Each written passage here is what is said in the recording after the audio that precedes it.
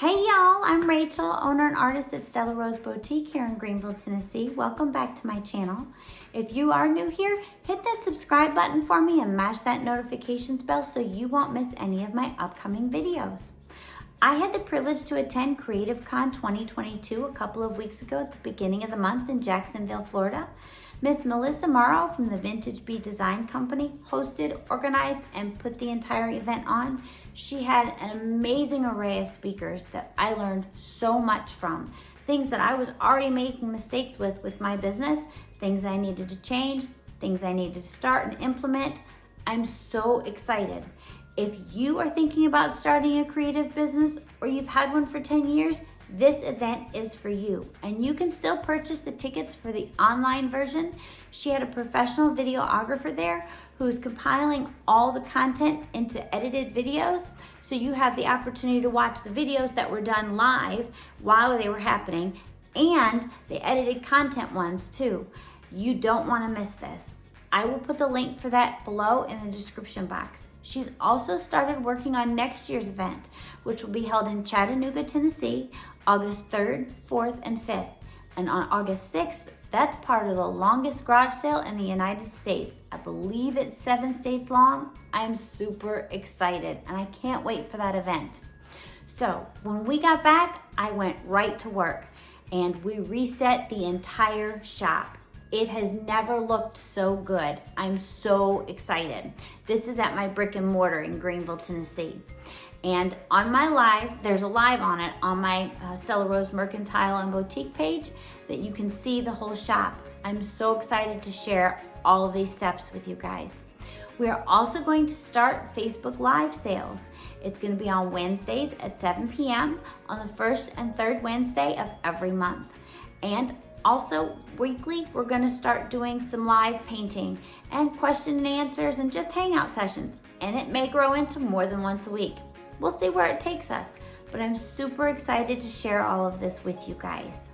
I'm also super grateful for Gypsy Woman, one of my vendors, Honeybee Creations, and Suzanne. They have all come together to help reset the entire shop and to help get the stuff, the background and everything ready to go for the live sale. I'm just so thankful to have these amazing women in my life. I have 2 projects in this video for you guys. One of them was meant for the trash, so of course I'm gonna save it. And the other one is something new that I'm making look old again. This process, it's called the Blue Flow. And it started from the glazing of the pots from the Staffordshire potters back in the 1820s. And it happened after they glazed it, and when they fired it, it had this really soft, muddled, blurred effect on the pottery. It's beautiful, but I'm gonna show you how you can achieve the same look, simple and easy. Also, make sure you stay tuned to the end of the video because I have an amazing sale coming up on my website and in my shop. So let's go. Some of the things I gathered to start this project were a terracotta pot.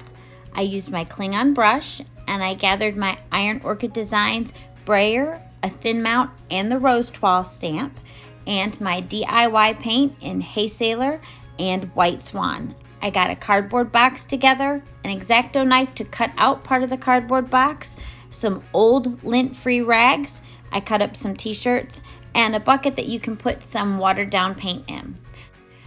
DIY paint is so heavily pigmented that you can water it down 10:1 and not lose any of the color saturation.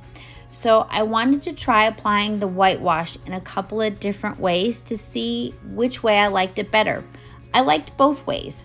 One way was I used really thinned out paint and water mixture, and the other way was where I put a little bit of the paint on, and then I used a bucket that just had water and the drippings from the paintbrush prior to dipping it in there, and brushed it and thinned it out on the pot. Both ways I liked, and it took about 5 to 6 coats of doing this and letting it dry and then doing it again until I got it to the coverage that I liked it before I started the stamping. I took an X-Acto knife and cut out a section of this cardboard box that I had, and then I had some stuffing paper that I put in there to kind of prop it up so that I had an angled surface where the pot wasn't going to roll on me. I took some of the hay sailor and I put it on one of the thin mounts, and I used my brayer and I rolled it out onto the Rose Toile stamp.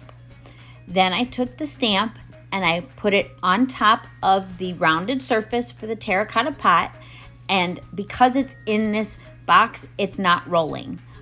Once I have the stamp on there, before it has a chance to dry, I take a lint-free rag that's soaked in water and I blot out and blur all of the blue lines from the Rose Toile stamp.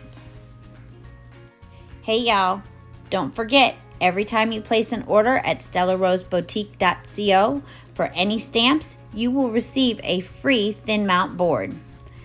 Once I was done blurring the lines from the initial stamp, I would let it dry.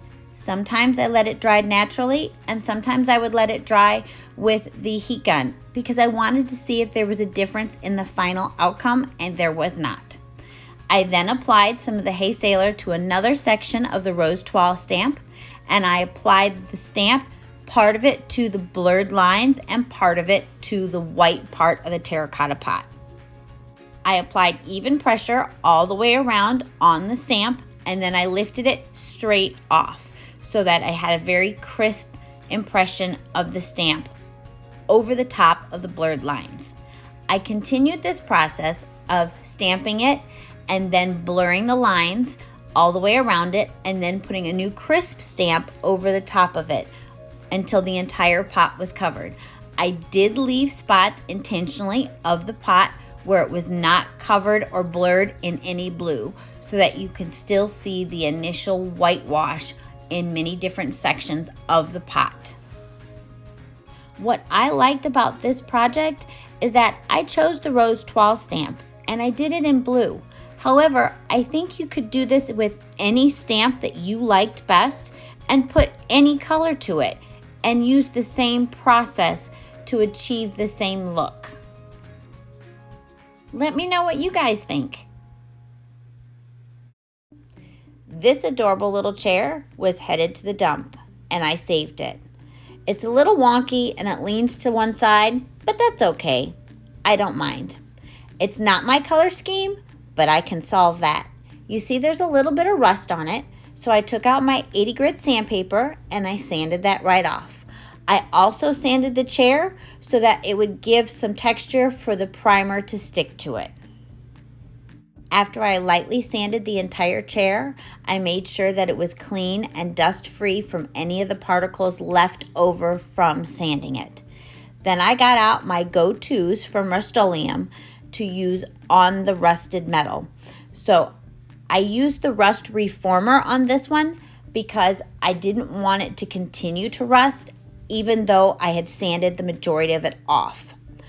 This converts any rusty material so that you can make it to a paintable surface. Because I'm painting something with a light color, I chose to go over it with the white clean metal primer so that I didn't have to use as many coats going over a dark primer.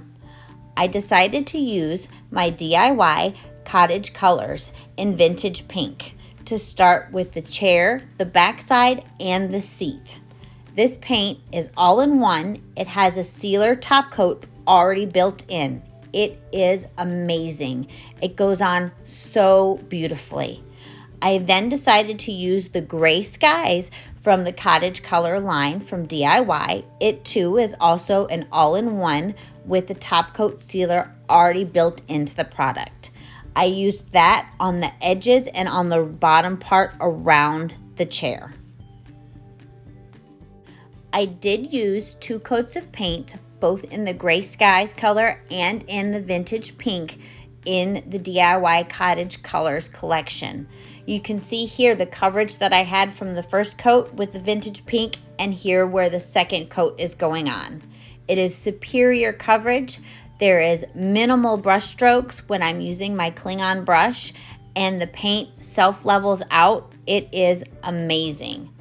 I then decided, because it's going to go outside, even though it has a sealer in it, to put a coat of polyacrylic on it. If you liked this video, please give it a thumbs up and tell me in the comments what your favorite part was. All of the paint and products used in today's video can be found at stellaroseboutique.co or in my Greenville or Sevierville shop locations.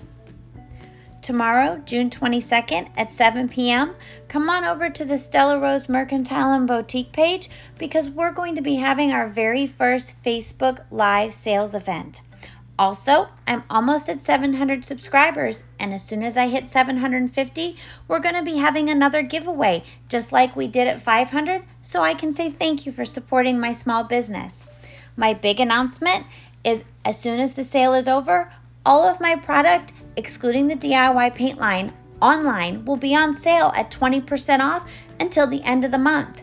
And it'll be 20% off including the DIY paint line at the Greenville store location. At the beginning of this video, I did call it the blue flow method, and I was incorrect in saying that. I had reversed it. It is the flow blue pattern. Thank you so much for watching. Bye.